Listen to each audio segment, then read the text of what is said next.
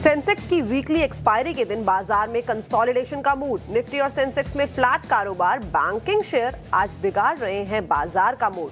वहीं mid cap shares आज कर रहे हैं आउट परफॉर्म।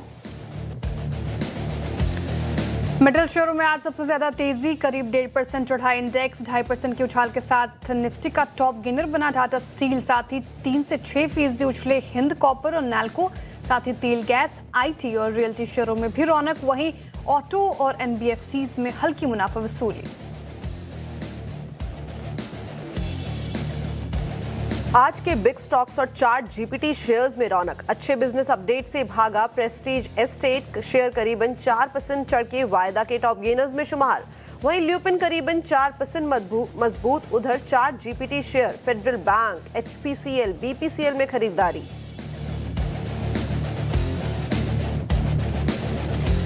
ट्रम्प टैरिफ की राहत से फार्मा की सेहत सुधरी। निफ्टी फार्मा इंडेक्स 1% चढ़ा। डॉक्टर रेड्डीज और सन फार्मा निफ्टी के टॉप गेनर्स में शुमार। फार्मा पर ट्रम्प प्रशासन ने दिया बयान, कहा बाहर से जाने वाली जेनरिक दवाओं पर टैरिफ नहीं लगाने की योजना।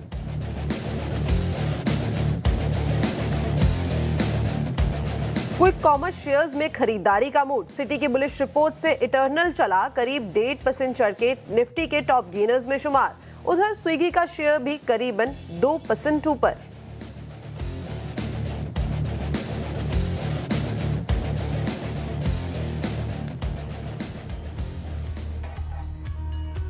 नमस्कार, सीएनबीसी आवाज मोतीलाल ओसवाल स्टूडियोज में आप सभी का स्वागत है। मैं हूं आपके साथ कंचन नौटियाल, मेरे साथ है मेरे को एंकर श्रेया ठाकुर और आज के मार्केट एक्सपर्ट राजेश सातपुते जी।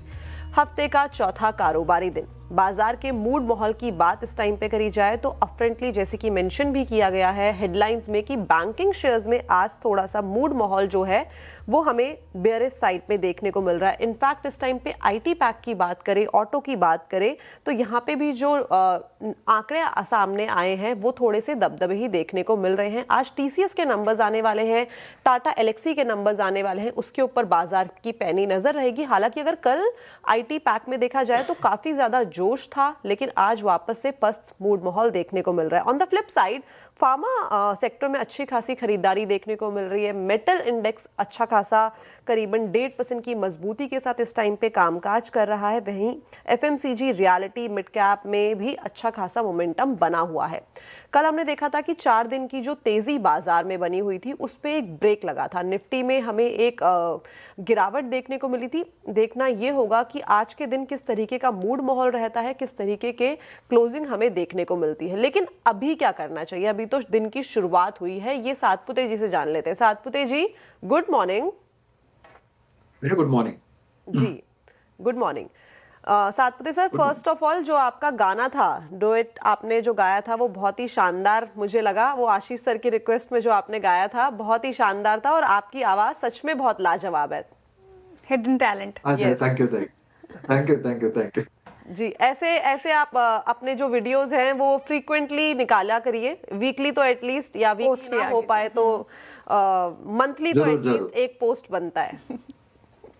पक्का पक्का। Thank you for the encouragement. थैंक यू जी, ओके सर। बाजार का क्या करा जाए, बाजार भी इसी तरीके का सुरीला दिखाई दे रहा है जिस तरीके की आपकी आवाज है। देखिए कंचन, मुझे लगता है कि निफ्टी अगर इन पर्टिकुलर यहाँ पे बात करें तो 25,000 का सपोर्ट है और कल भी हमने देखा 25,000 के सपोर्ट से ही निफ्टी घूम रहा था। तो मुझे लगता है जब तक ये 25,000 का लेवल इंटैक्ट है तब तक कोई दिक्कत नहीं है। मैं यहाँ पे स्पॉट की बात कर रहा हूँ। तो ये 25,000 से कहाँ तक चलेगा, तो ऊपर भी देखिए मुझे लगता है ये 25,200 के आसपास एक बार अटकेगा, लेकिन अगर 25,200 निकले फिर से ये 25,500 को हिट करेगा। तो मोटा मोटी आप कह सकते हैं कि बाजार वही है जहां पे आप पिछले एक्सपायरी में हमने देखा था जिस तरह से पेन था, और इस तरह एक्सपायरी में हम देख रहे हैं कि एक रैली है। तो प्रोबेबली आप कह सकते हैं दिवाली के पहले का जो मूड है वो थोड़ा सा बाजार पॉजिटिव रखने की कोशिश हो रही है। तो कहीं ना कहीं जो व्यू है, जो बायस है, वो पॉजिटिव रख के काम करे। एटलीस्ट फॉर स्टॉक स्पेसिफिक तो मुझे लगता है कि यहाँ पे मोमेंटम रहेगा। तो देखिए निफ्टी की अगर बात करें तो स्टॉप लॉस होगा 25,000 के नीचे। 25,200 का पहला टारगेट रखे। 25,200 पे अटकेगा तो प्रॉफिट टेकिंग करना जरूरी होगा। बैंक निफ्टी की बात करें तो मुझे लगता है बैंक निफ्टी भी अगर आप देखें तो लगे यार, बैंक निफ्टी पे मैं बात करूंगा 56,230 के आसपास है।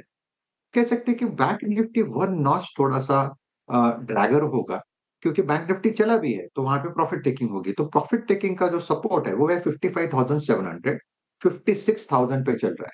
तो आप 56,200 पे, तो करंट लेवल से 500 पॉइंट का डिप यहाँ पे बनता है।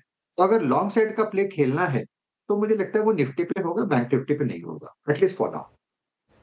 ओके, बैंक निफ्टी थोड़ा अभी कमज़ोर नज़र आ रहा है, काफ़ी चला था पॉलिसी पोस्ट पॉलिसी, और आप देखें निफ्टी पे थोड़ा लॉन्ग रहा जा सकता है, हालांकि भी फ्लैट कारोबार कर रहे हैं, 40 अंक मात्र ऊपर।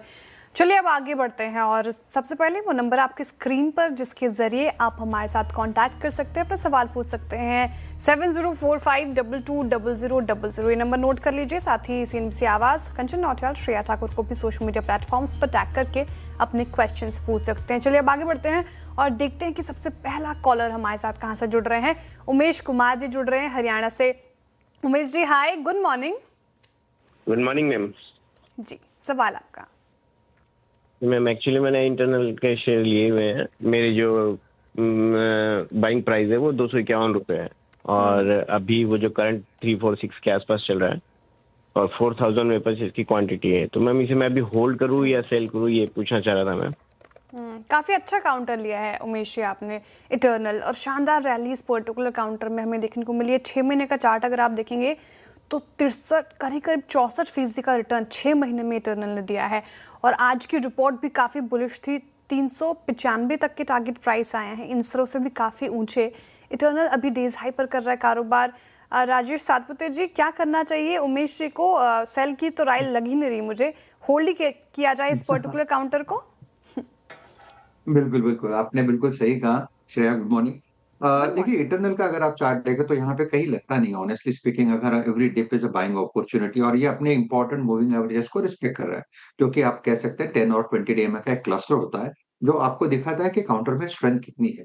जब बाजार करेक्ट होता है या काउंटर करेक्ट होता है, और अगर ये 10 और 20 डीएमए को हिट करने के बाद तुरंत वहां से बढ़ता है, दैट शोज कि ये काउंटर में स्ट्रेंथ है, जबरदस्त स्ट्रेंथ है। तो जिस तरह से इंटरनल का पैटर्न पैन आउट है, I think it is still a hold for me. और आपने बिल्कुल सही कहा, ये 390 95 तो क्वाइट पॉसिबल है। प्रोबेबली आप कह सकते हैं कि इसी महीने के एंड तक वो आ जाएगा। तो जो मोमेंटम है वो आपको प्ले करना है विद स्टॉप लॉस ऑफ 325। 325 का स्टॉप लॉस रखें, होल्ड रखें इंटरनल।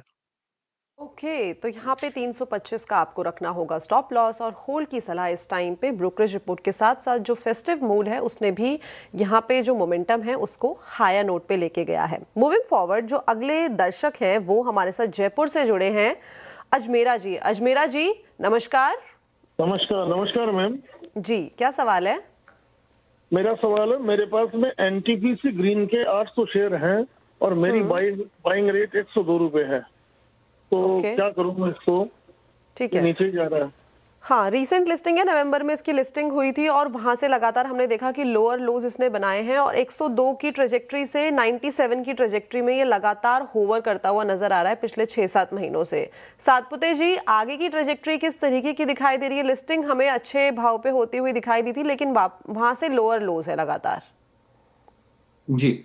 देखिए, मुझे लगता है कि यहाँ पे पोजीशन एक बार के लिए स्क्वायर करनी चाहिए। फ्रैंकली स्पीकिंग, जिस तरह से ये पैटर्न पैन आउट है, ये लोअर लोज बना रहा है, और इसका जो इमीडिएट सपोर्ट है वो है 96 का। अगर 96 का लेवल टूटता है, फिर मुझे लगता है 90 से लेके 88 तक का करेक्शन इसमें आ सकता है। तो ओवरऑल आप इसका स्ट्रक्चर देखें, अगर शॉर्ट टर्म की भी बात करें तो यहाँ पे वीकनेस ही होगा। तो अगर आपके पास वक्त है तो बात अलग है, लेकिन जैसे कि हम शॉर्ट टर्म व्यू अभी फिलहाल देख रहे हैं, I think it should exit. हाँ, शॉर्ट टर्म व्यू थोड़ा अच्छा नहीं लग रहा है एनटीपीसी ग्रीन एनर्जी का, और 1 साल होने वाला है इसको लिस्ट हुए, दिसंबर में इसकी लिस्टिंग हुई थी। एनटीपीसी ग्रीन एनर्जी, फिलहाल ये व्यू आपके लिए। चलिए अब अगले कॉलर की तरफ चलते हैं। हमारे साथ जुड़ रहे हैं अमरेंद्र जी वाराणसी से। Amrendra ji, good morning. Good morning ma'am. जी, सवाल आपका। मेरा हुंडई मोटर है, 50 शेयर है, और 2385 के रेट पे है। तो लंबी अवधि के नजरिए से पूछ रहे हैं, आपका छोटी अवधि का नजरिया है? 6 मंथ मैंने मैक्सिमम रख सकता हूँ।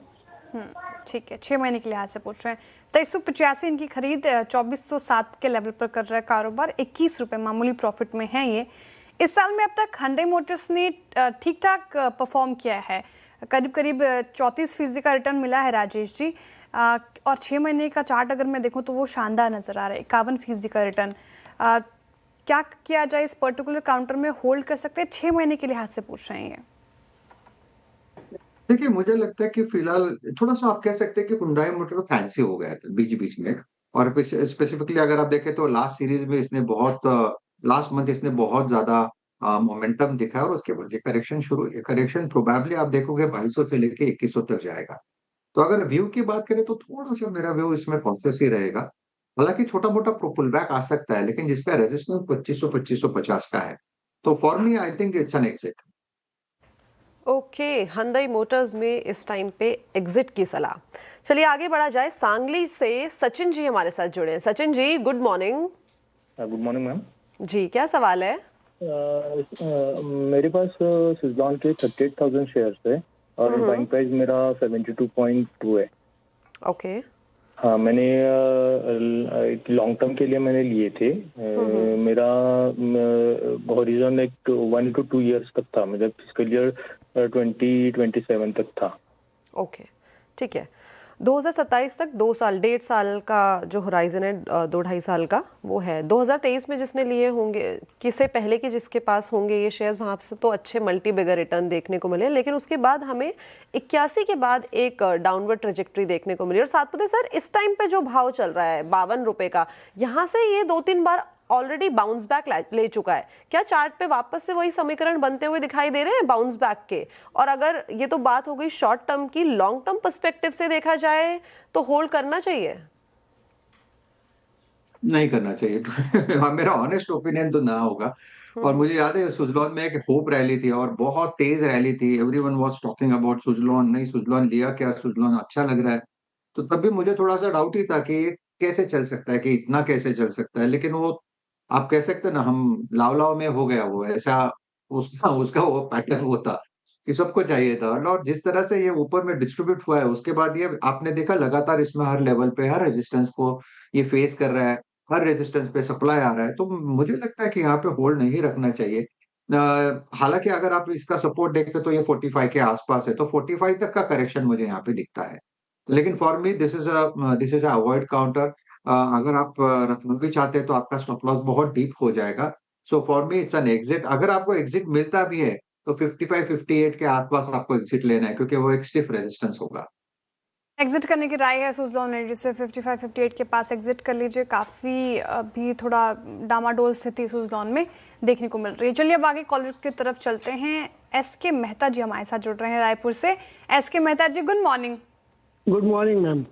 जी, मेरे पास पॉलीकॉप के 457 शेयर्स हैं 1570 के रेट पे। अब 2 साल से करीब हो गया जाए, तो क्या किया जाए? काफ़ी लॉस हो गया है एसके मेहता जी। मेहता जी, आपने इसमें स्टॉप लॉस मेंटेन नहीं किया था? नहीं, उसमें स्टॉप लॉस नहीं किया था। उसमें 2700 तक जाने का उस समय वो था। अच्छा, ठीक है। 1578 पर खरीद और 1003 पे अभी कर रहा है कारोबार। काफ़ी लॉस हो गया राजेश जी इनको। 574 रुपये प्रति शेयर का लॉस झेल रहे हैं। और अगर मैं 1 महीने का चार्ट देखूं, 6 महीने का देखूं, या फिर इस साल में अब तक का भी चार्ट देखूं, तो काफ़ी नेगेटिव लग रहा है। आपको कैसा लग रहा है चार्ट्स पर, और क्या किया जाए अब? देखिए, पॉलीप्लेक्स का भी कुछ हाल वैसा ही है, लेकिन ये थोड़े सपोर्ट के आसपास है। 1000 के आसपास, रादर 990 के आसपास यहाँ पे मल्टीपल बॉटम सपोर्ट आता है। ट्रेंड वीक ही है। मैं इसको ये नहीं कहूंगा कि यहाँ से घूमेगा, लेकिन जब कोई काउंटर सपोर्ट पे आता है वहां पे एग्जिट नहीं होता। ये टेक्निकल का रूल है। सो अगर ये सपोर्ट पे है तो यहाँ पे एग्जिट नहीं बनेगा। सो 990 का सपोर्ट, 1000, 990 ये पकड़ के चले। तो 970 का आपका स्टॉप लॉस रखे। और अगर यहाँ से पलटता है तो फिर से मुझे लगता है ये करीबन 1100, 1120 तक जाएगा। प्रोबेबली इन दैट केस ये 1150 तक भी जाएगा। तो यहाँ पे जो ओवरऑल स्ट्रक्चर कॉन्ट्रा वाला, हम जो कॉन्ट्रा बाय कॉल का सेटअप देखते हैं, वो थोड़ा सा कॉन्ट्रा का सेटअप पे बन रहा है।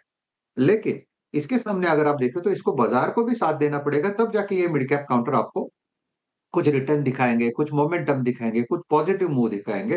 तो फॉर मी मैं ये कहूंगा फिलहाल होल्ड रखे, क्योंकि सपोर्ट पे बना है 970 का स्टॉप लॉस।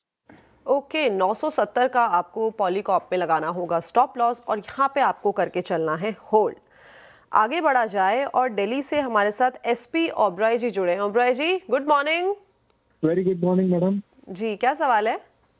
मैडम, मेरे पास एसबीआई कार्ड के 40 शेयर्स हैं। At the rate of 633 average price, okay और मैं इसको लगभग 6 मंथ्स के लिए होल्ड कर सकता हूँ मैक्सिमम। ठीक है जी। तो अभी इसका कल इसका प्राइस 932 तक गया था और उसके बाद फिर ये डाउनफॉल शुरू हो गया इसका वंस अगेन। तो मैं जानना चाहता था कि इसके कुछ प्रोस्पेक्ट हैं, वेट करना फायदा है या कि निकल जाना ठीक रहेगा इसके अंदर। 10 जुलाई को भी ये 932 935 तक गया था, वहां से उसके बाद इसकी जो गिरावट की शुरुआत है वो हमें देखने को मिली थी और ये गिरते गिरते गिरते गिरते करीब 790 तक आ गया था, लेकिन वापस से एक सपोर्ट लेवल इसने लिया है और 791 से इसने अपनी अपवर्ड ट्रेजेक्टरी चालू की है। सातपुते जी, क्या लग रहा है ये 1000 के पार की वापस से चाल बना रहा है? देखिए, ओवरऑल मुझे लगता है एसबीआई कार्ड यहाँ से चलेगा। अभी ये तो बात सही है कि इसका 935 940 के आसपास इसका एक रेजिस्टेंस जोन है और एग्जैक्टली कल भी हमने देखा, कल इसने जो मोमेंटम था वो मोमेंटम कहीं ना कहीं फिजल आउट हुआ 935 940 की ट्रेजेक्टरी में। तो एट करंट लेवल आप बोल सकते हो कि इसका कहाँ पे सपोर्ट है, तो मुझे लगता है 800 के आसपास, प्लस और माइनस 10-12 रुपए इधर उधर छोड़ दीजिए, 800 के आसपास 900 के आसपास इसका सपोर्ट बनता है। तो 900 अगर ये फिर से रिटेस्ट करेगा, फिर ये ताकत दिखाएगा 980 तक का, 980 टू 1000। ओवरऑल चार्ट देख के लगता है कि यहाँ पे होल्ड रखना चाहिए, तो मेरे हिसाब से तो होल्ड रहेगा, स्टॉप लॉस होगा 880 का। होल्ड करना चाहिए एसबीआई कार्ड, स्टॉप लॉस 780 का मेंटेन करना है और 1 महीने में 12% का रिटर्न, 6 महीने में, इस साल में अब तक अगर आप देखें तो 35% का रिटर्न दिया है एसबीआई कार्ड ने। और आरबीआई की जो रिसेंट फ्रेमवर्क है उसका भी बड़ा फ़ायदा मिलता हुआ नजर आएगा इसको।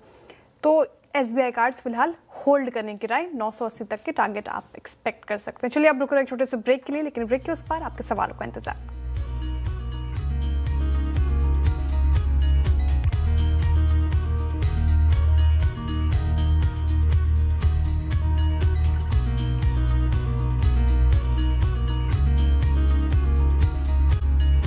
फिर से स्वागत है आप सभी का एक बार ट्रेडर्स हॉटलाइन पर।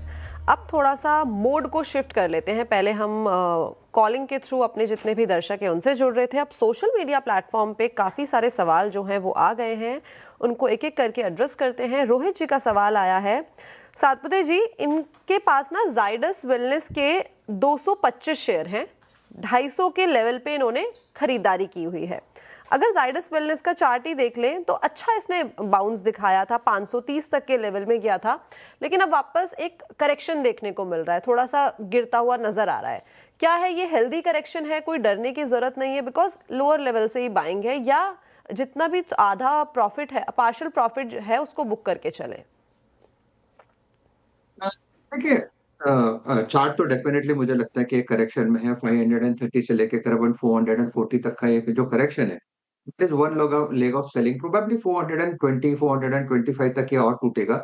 लेकिन चार्टिकली लगता है कि दिस इज अ करेक्शन, की जो करेक्शन एबीसी वो यहाँ पे कहीं ना कहीं खत्म हो जाएगा और यहाँ से फिर चलेगा, फिर से ये 500-520 का ट्रेजेक्टरी दिखाएगा। लेकिन मेरी एक सोच है इस मार्केट को देख के। देखिए, हर बाजार का एक अपना एक टाइप होता है, हर बाजार का अपना एक स्टाइल होता है। ये मार्केट, ये ट्रेडिंग वाला मार्केट है।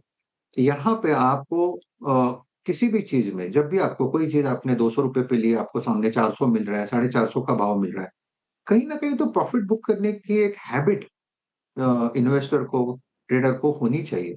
क्योंकि अगर आपने वो प्रॉफिट सिर्फ आपने बुक्स में रखा तो उससे कोई मतलब नहीं है, वो आपके जेब में भी आना चाहिए। तो ये मैं हमारे क्लाइंट्स को भी हमेशा कहता हूँ और यही हमारी स्ट्रैटेजी होती है कि जहाँ प्रॉफिट मिले उसे आप पहले इन कर लो। नेसेसरी नहीं है कि आपको आपका टारगेट ही आ जाए, या आपका वो जो आपने जो एक रेट डिसाइड किया है कि मुझे 700 पे बेचना है, 800 पे बेचना, नेसेसरी नहीं है। Profit is more important.